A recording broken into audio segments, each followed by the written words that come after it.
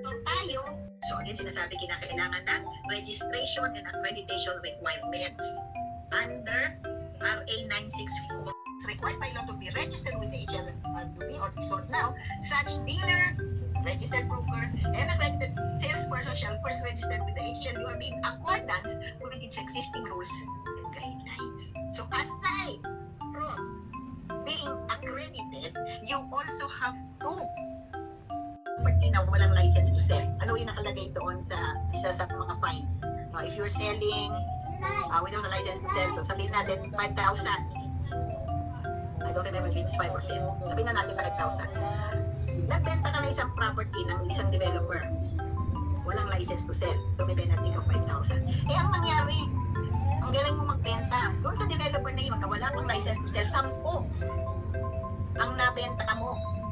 Eh wala pang license to sell.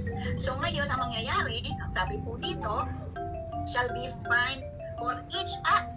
So for every time na nagbenta ka, isang count yun ng fine. Nakuha nyo? So ganun po katindi ang sinasabi po ng ISOT or ng HLRB. Now we go to Batas Pambansa bilang 220. Kasi una-una, alas 12 na, no? Dito naman, ito po yung mga rules and standards that apply para po dun sa housing projects. Saan? Sa isang urban o urban area. Ito po ay tinatawag ng Batas Pambansa bilang 220. At ito po ay applied, Batas Pambansa bilang 220 applies to developments of economic and socialized housing.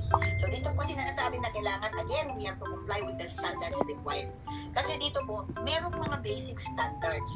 The minimum design standards here are intended para po as minimum requirement na kung saan itong minimum requirement na ito are acceptable levels of safety, health, and ecological considerations.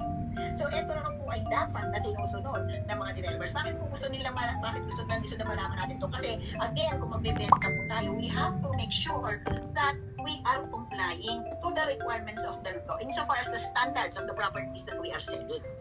Okay, now, kailan ba raw mag-development ang ISOT together with the NEDA o the National Economic Development Authority? Normally sila kung dalawa ang nagdedetermina kung ano yung magiging basehan na para makatawag na socialized housing ang isang project. Okay, so sila yung nagsaset ng ceiling. At sabi po nila dito, under this Memorandum Circular number 2023-2003, ang price ceiling daw for socialized subdivision project is now at 850,000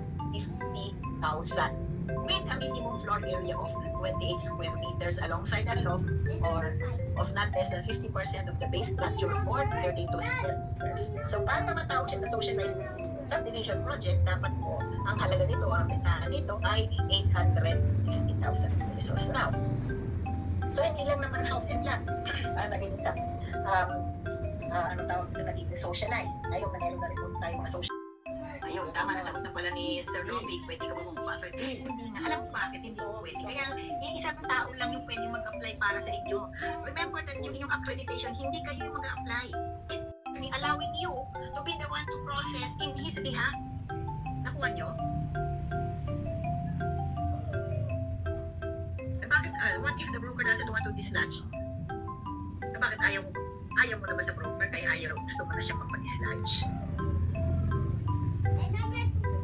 Ano yung ba yung reason?